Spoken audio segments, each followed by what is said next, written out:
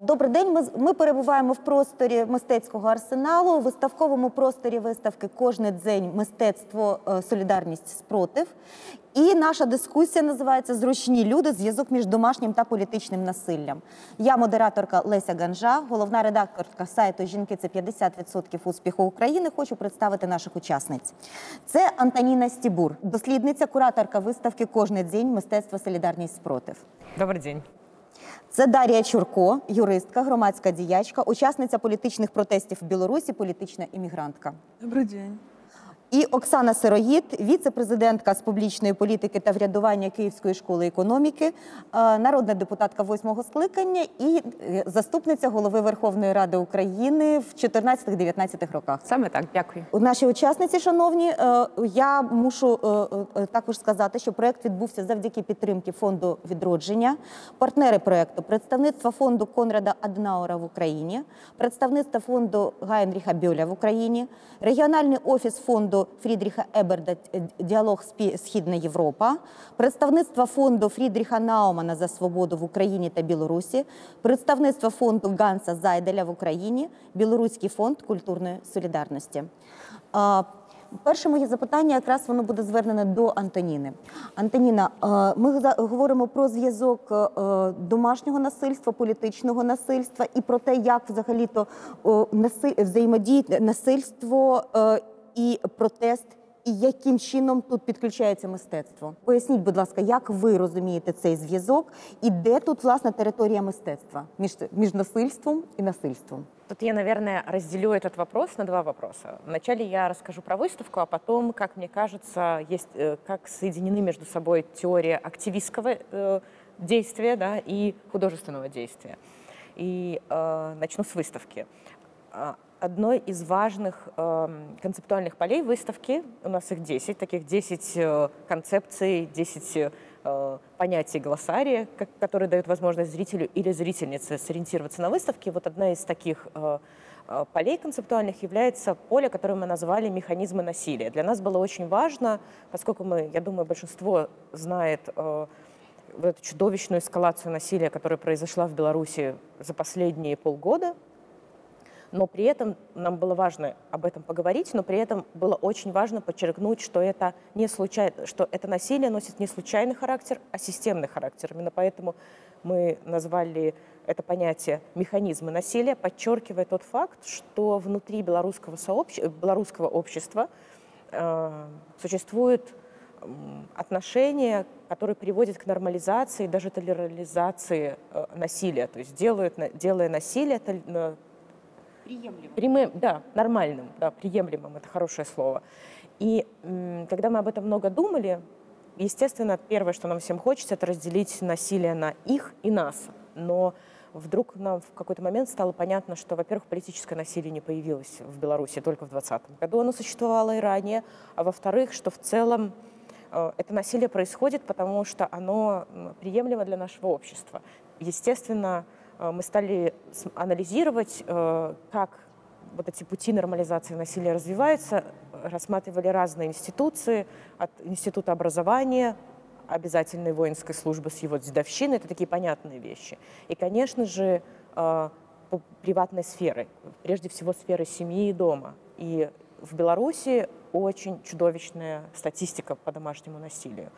И, естественно, это первый такой базисный элемент, с которого начинается нормализация насилия и его такой, и сам круговорот насилия. І Антоніна, якщо дозволите, я ще вживу таке слово легітимація його, да, фактично в суспільній свідомості. Да, это очень хорошее слово, именно легитимация. Оно не только происходит на уровне государства, но еще и происходит на уровне самых обычных людей, граждан и гражданок страны.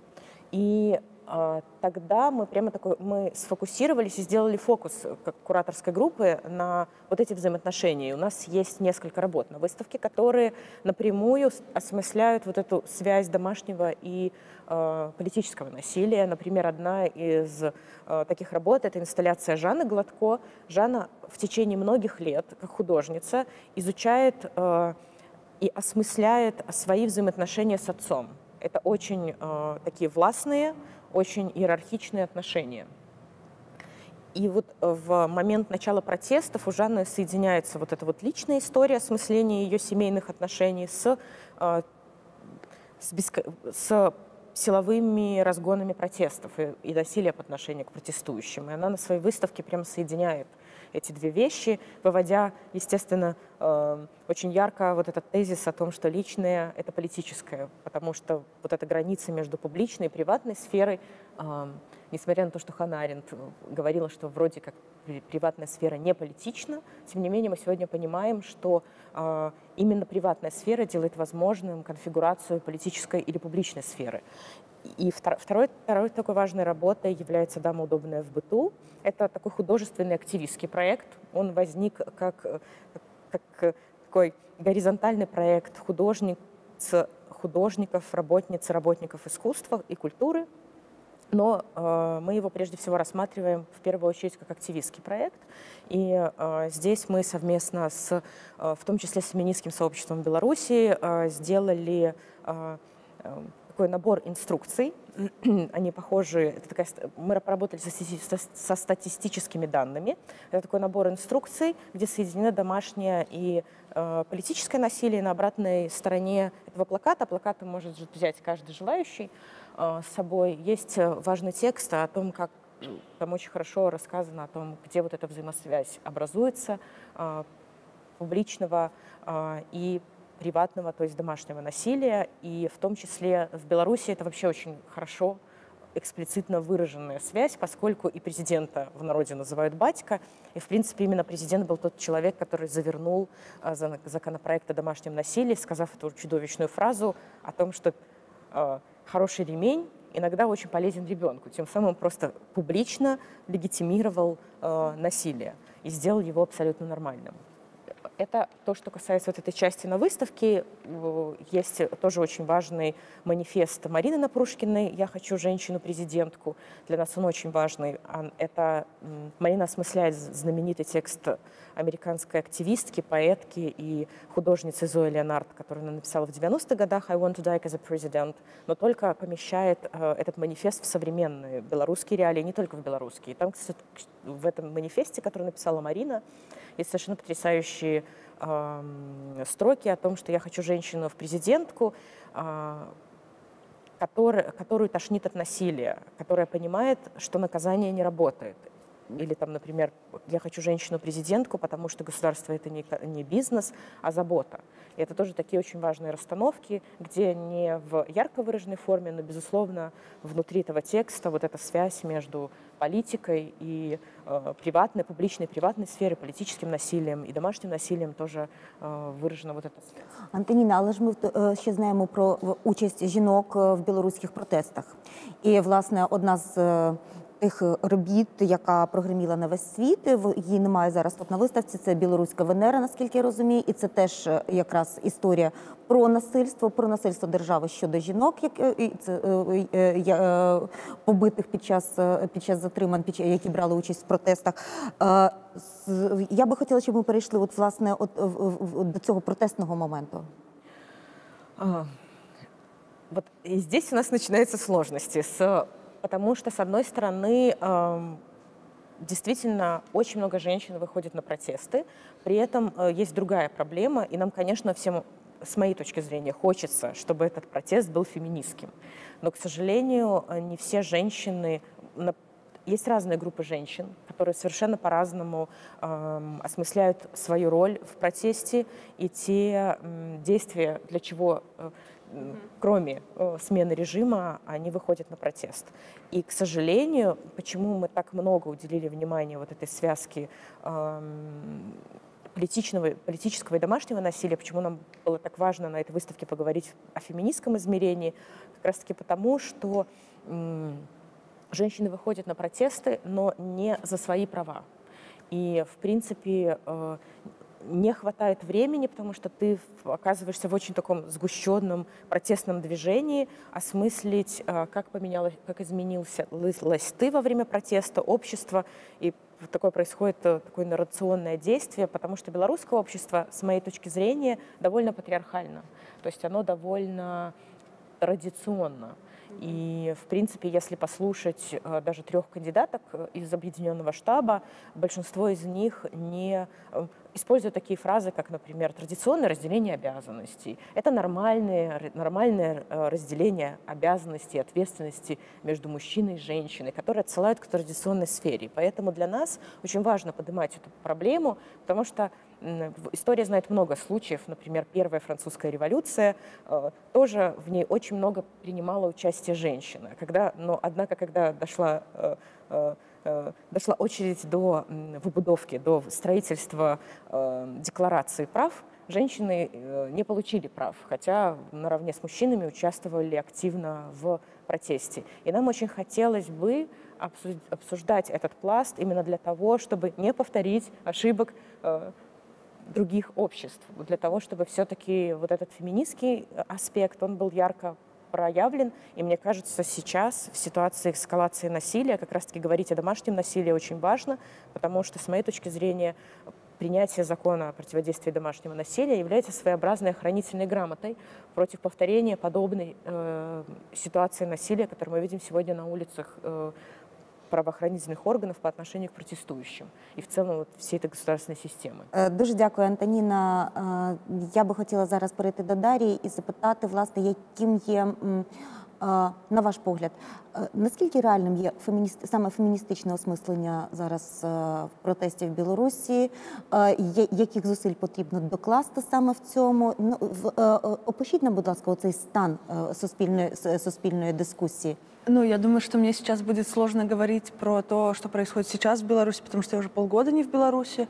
Но на тот момент, когда я была до конца сентября, я очень согласна с Антониной в том смысле, что многие женщины выходят не за свой голос, а за мужа. Ну, так и начинались женские акции. Я выхожу за мужа, брата, друга, которого побили, а не за себя. И потом в какой-то момент... По-перше, починалося, я розумію так, що я висуваю свою кандидатуру в президенти за мого чоловіка, який сидить. Да, но я бы не убирала роль Марии Колесниковой, которая, мне кажется, феминистка, и она транслировала феминистские взгляды. И я думаю, что произошла эволюция женского протеста в том смысле, что не все женщины, но многие женщины осознали, что они выходят уже не за соседа, мужа, брата, а за себя в том числе, потому что женщин тоже задерживали, женщин и избивали, пытали, насиловали. И тут уже вопрос в том, что да, в отношении мужчин это количественно больше, но я хочу выходить в том числе за то, чтобы меня и моих подруг, дочку мою тоже не били. Вот. И я думаю, что в сентябре, октябре, когда еще были массовые акции протеста, там была вот эта вот... Я думаю, что... простите. Слово «феминизм» они не произносили, но я думаю, что на уровне сознания была мысль о том и риторика, что я выхожу в том числе и за себя. Но уже вопрос в том, что делать с этим дальше, когда лидеры, лидерки заявляют о том, что спасибо женщинам, что вышли, теперь наше дело решать политические вопросы, заняться серьезным делом. И тут уже вопрос, что надо и поддерживать женщин, которые в Беларуси, и поэтому очень важно говорить и про домашнее насилие, и политическое, что это связано. Как-то так.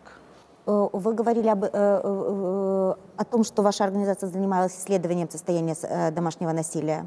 Каковы ваши выводы? В том числе, ЮНФПА и институт белорусский НАН, они проводили исследование, которое показало, что каждая третья женщина подвергалась хотя бы раз в жизни физическому насилию, каждая шестая экономическому. И я думаю, что я, честно, не помню, какое количество сексуальному, потому что очень сложно определить сексуальное насилие, особенно в браке и в партнерских отношениях, потому что там женщина може не понимать, не осознавать, що це сексуальне насилля, коли вона не хоче, але надо. Мені здається, це достатньо нове поняття для суспільства про сексуальне насильство в шлюбі.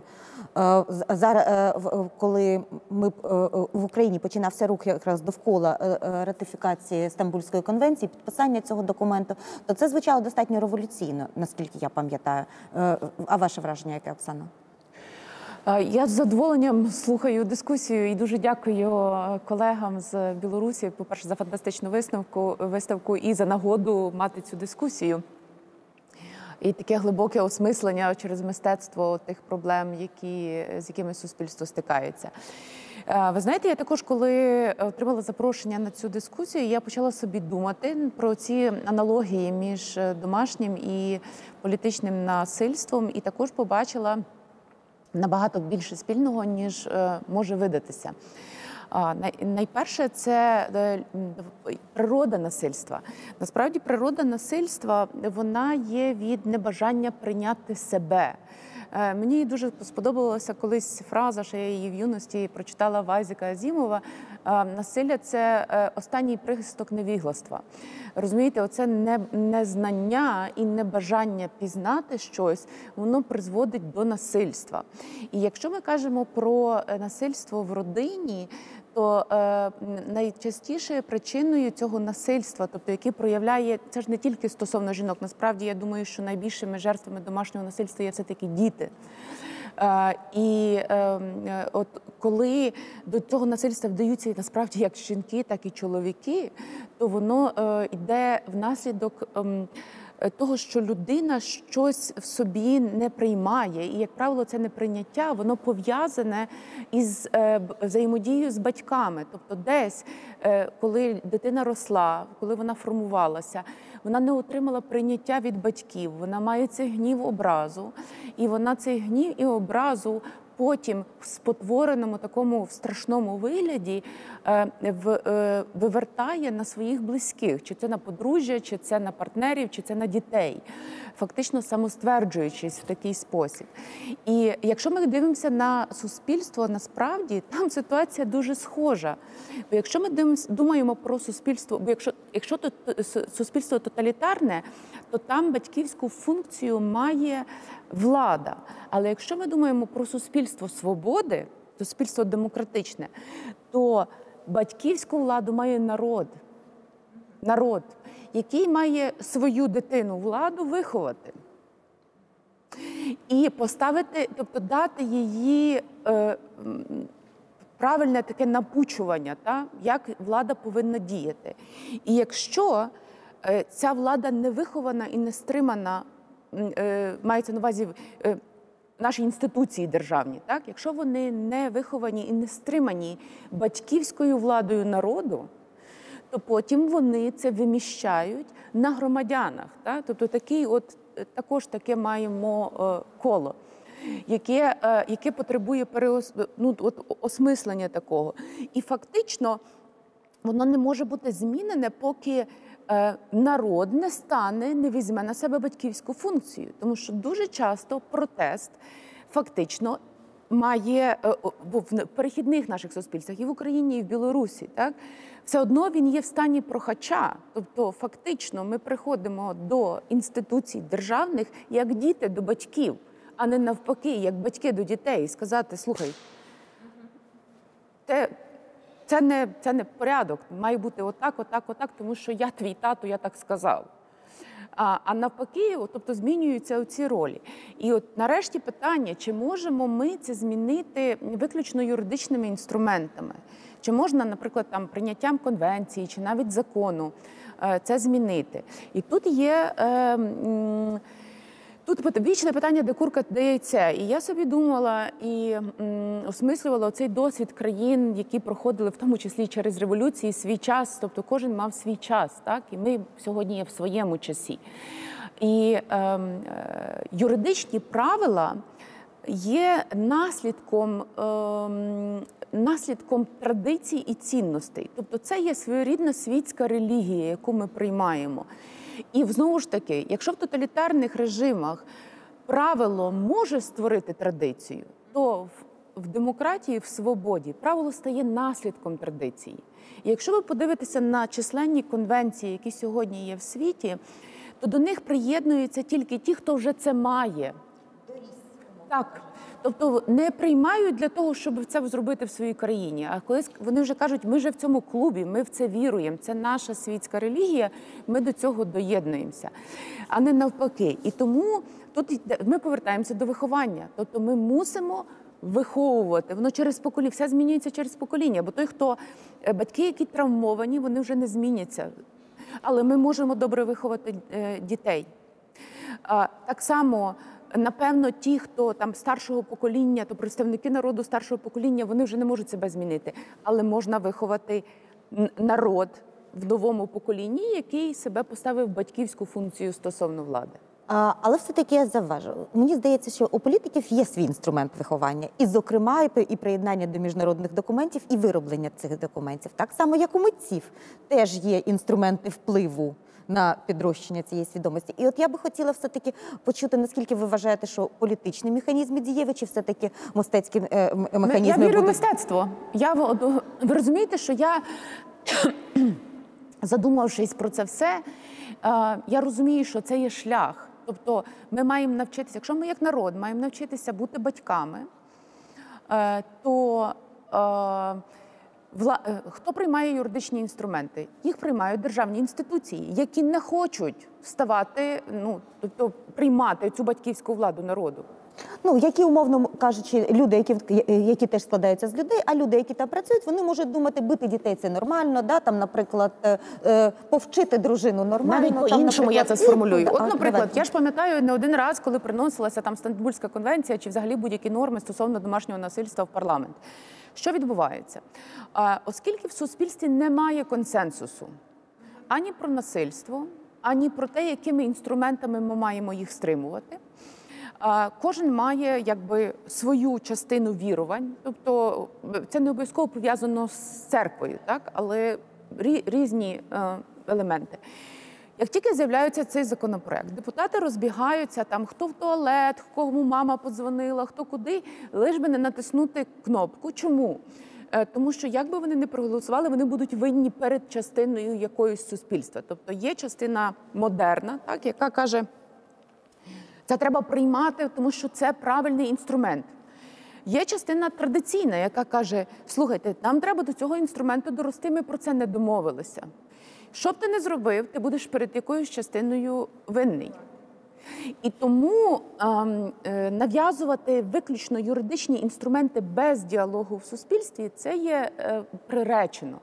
Я, наприклад, провела велику частину дискусій з представниками українських церков, маючи нормальні стосунки крім російської, тобто про російську ми не говоримо, але я говорила з протестантами, з Православною церквою України, з греко-католиками. І вони розуміють, що вони також загнані по якийсь бік траншеї. В цій траншеї сидять одні, в цій траншеї сидять інші. І вони хочуть діалогу. Вони хочуть шукати слова, які дозволять їм єднати суспільство. Але до них ніхто не приходить. Тому що кожному вигідно сидіти в своїй ніші і з цієї ніші вести свою комунікацію з тими людьми, які вже і так тебе знають і тобі довіряють. По суті, монологи. Так. Тому, перше, це є шлях. Перше, це є, взагалі, ми маємо прийти до цього, ми маємо навчитися. Навчання – це шлях, процес.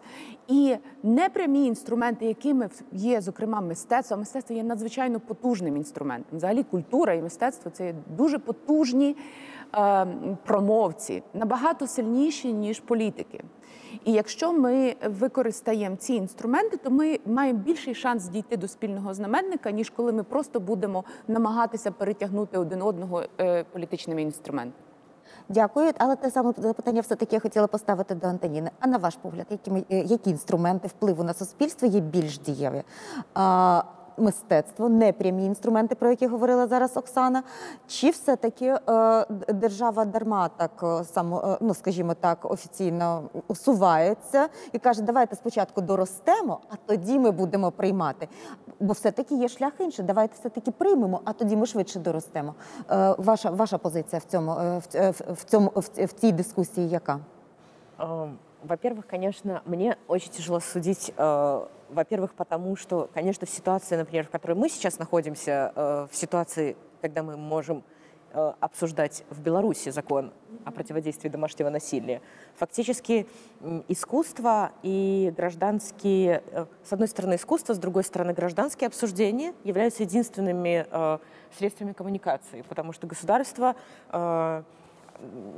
стала в закрытую позицию. Хотя Даша, наверное, меня поправит, потому что изначально закон о противодействии домашнего насилия в Беларуси это был уникальный случай, потому что он как раз-таки формировался как государство и негосударственное партнерство, потому что негосударственные организации вместе с МВД делали этот законопроект. Но поскольку у нас очень иерархичная структура сегодня, а сейчас она просто супер иерархичная, структура государства, то если, условно говоря, авторитарный правитель говорит о том, что он не готов принять этот закон, то государственные институты не готовы за него бороться, а просто соглашаются. Хорошо, мы не будем принимать этот закон. И тогда в этой ситуации, в которой мы оказались, фактически единственными средствами, а это гражданская активность и язык современного искусства, который тоже вписан в эту гражданскую активность, потому что он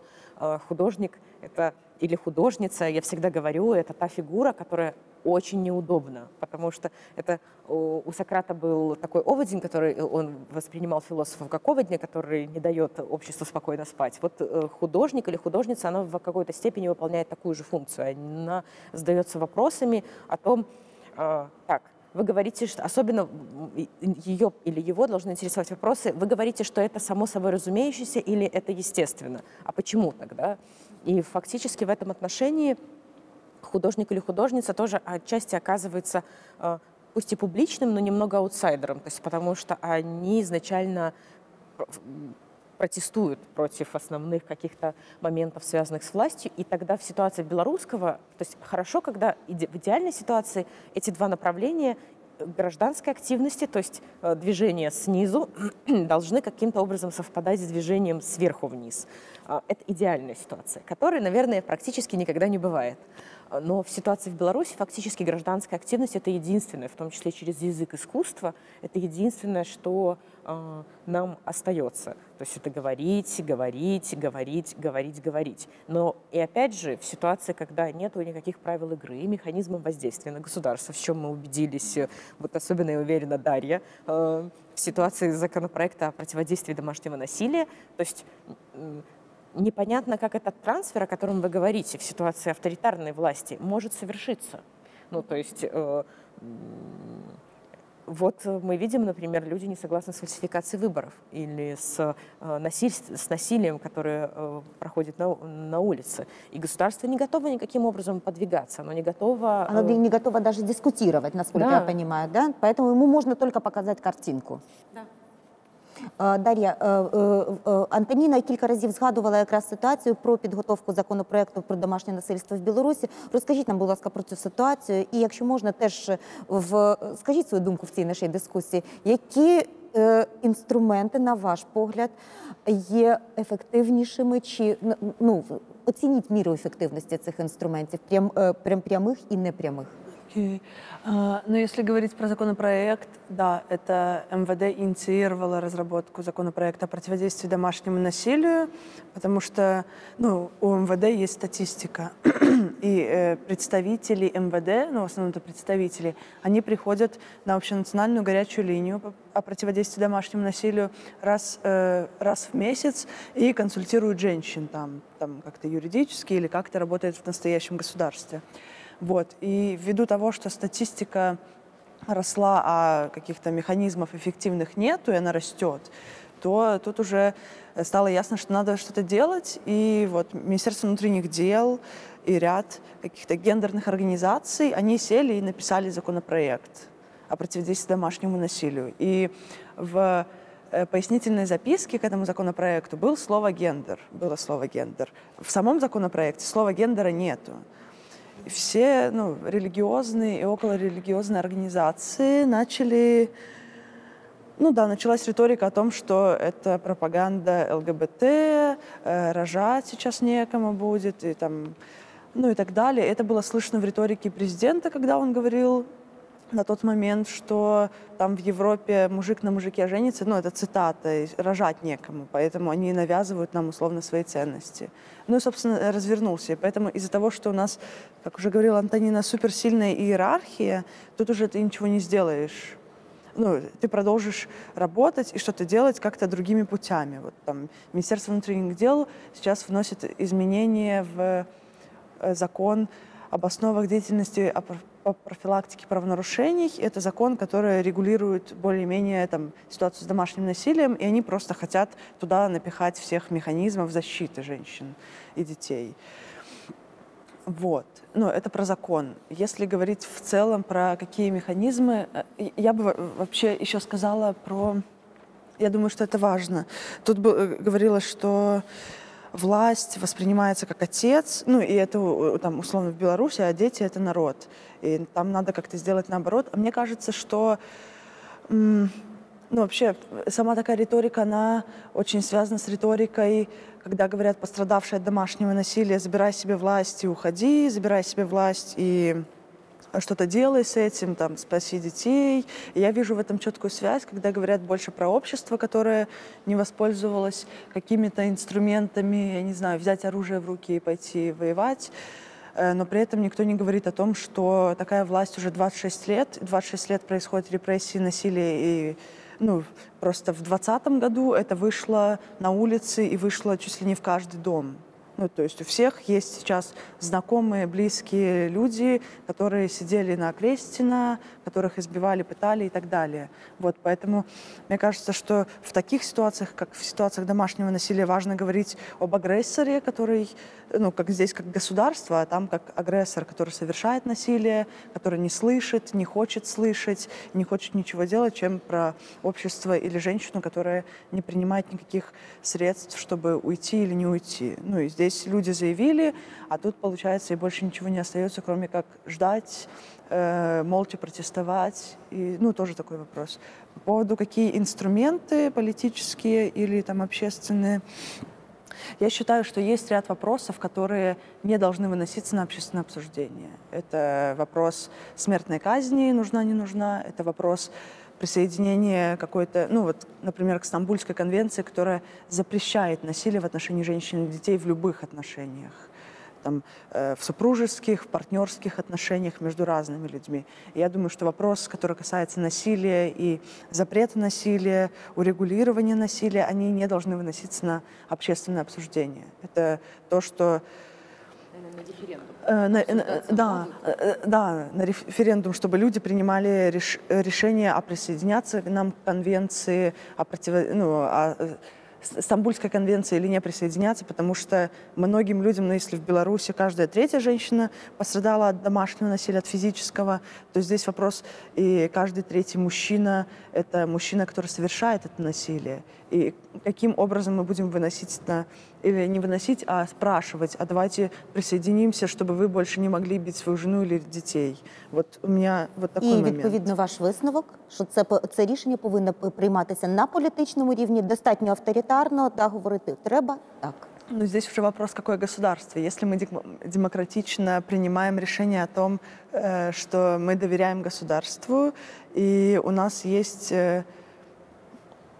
Ну да, если мы доверяем государству, мы понимаем, что оно действует прозрачно, то здесь вопрос в том, что я бы присоединялась к конвенции с, условно, опираясь на внутреннюю государственную статистику о том, какое количество женщин страдает от домашнего насилия, там, какие инструменты есть сейчас, надо ли нам что-то улучшать, потому что есть какие-то, я не знаю, в Украине, но в Беларуси есть католические организации или околорелигиозные организации, которые имеют больше вес, чем гендерные организации, которые работают с домашним насилием напрямую. И тут уже вопрос в том, что, да, мы вынесем на общественное обсуждение, но вот эти вот люди, у которых больше власти, больше ресурсов, больше выхода в публичное поле, они его захватят, и мы тогда не сможем принять,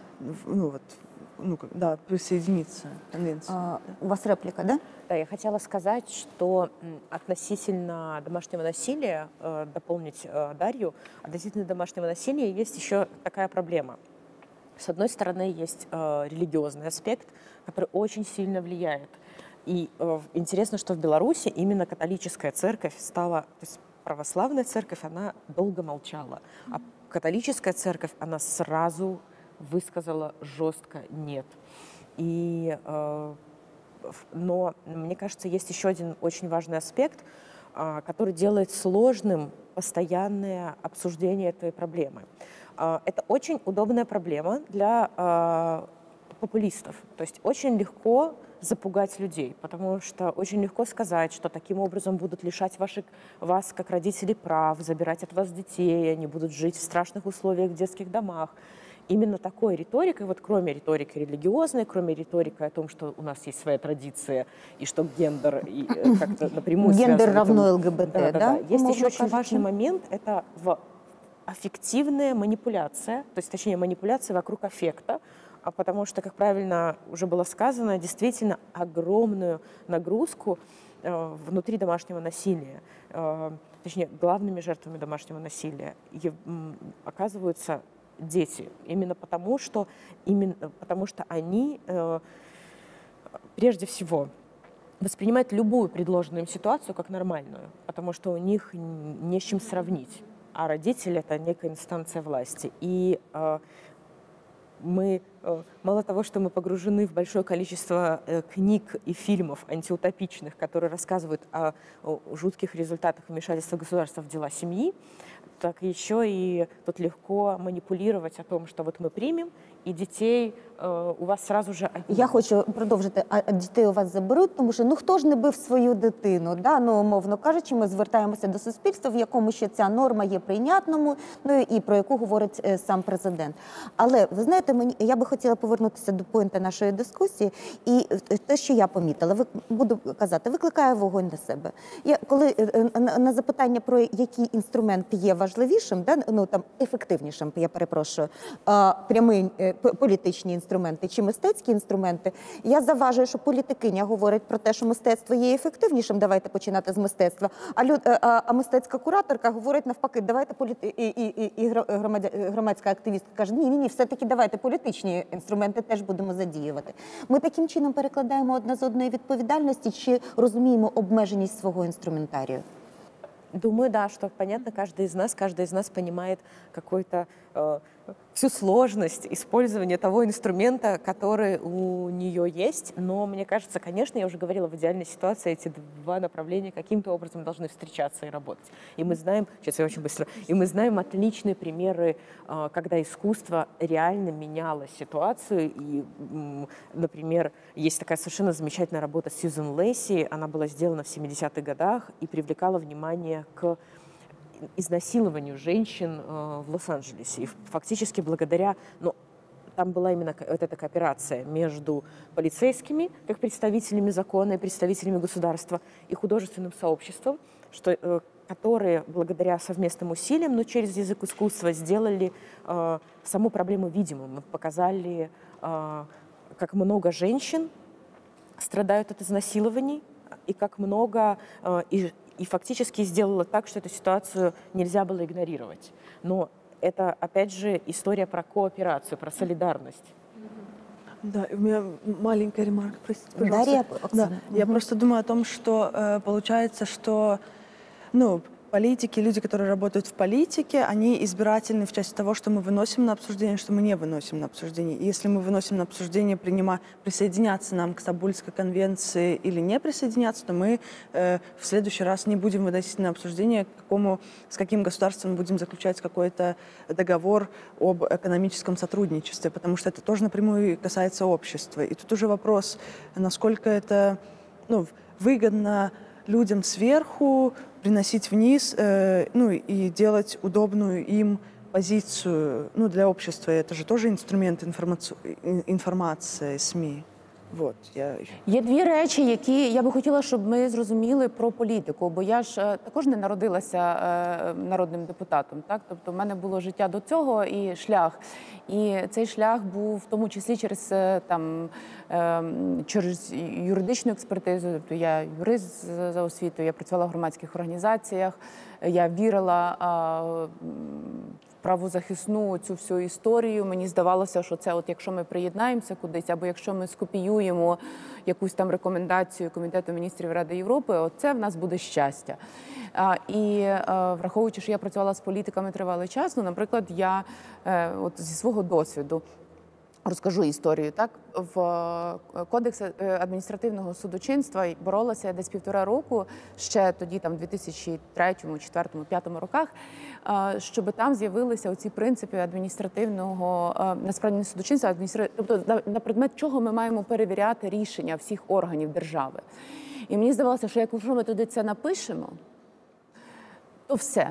От ми напишемо, і будуть всі суди перевіряти всі ці рішення тих органів на те, що вони є добросовісні, пропорційні, обґрунтовані, відповідно до належної мети. Реальність виявилася трошки іншою. Тобто там ці є критерії, всі критерії є. Но суди їх застосовують приблизно в такий спосіб. Коли я прийшла в один із судових процесів в своїй справі і почала. І сиділи в колегії з 3 суддів 2 моїх слухачів, тобто 2 суддів, які були моїми слухачами на тренінгу про ці принципи, так? Які тоді зі мною погоджувалися.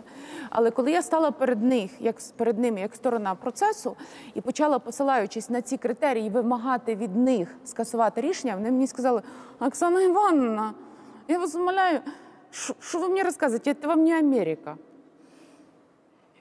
Тобто це є реакція. Це до того, що просто на неготове суспільство закласти якісь правильні слова, воно так не летить, так, розумієте? І я, пройшовши довге коло, тобто це не через те, що я політика, а через те, що я практично замкнула коло, і як викладач, і як юрист-правозахисник, і як політик. Я подивилася, що насправді тут немає курки і яйця, це є цикл, розумієте? Цикл. Розвивається суспільство, воно стає до чогось готовим, воно дає поштовх політичним інституціям. Політичні інституції не можуть сказати ні, вони це приймають, ще пішов на розвиток суспільства. Тобто воно мусить бути цей цикл, ми не можемо його перескочити, бо воно не приживеться.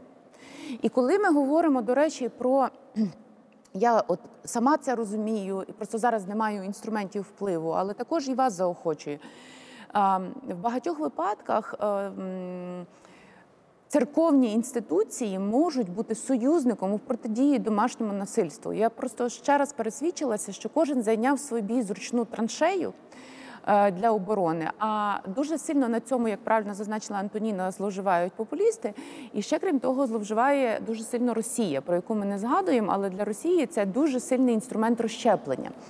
І ми говоримо про скрєпність, да? Так.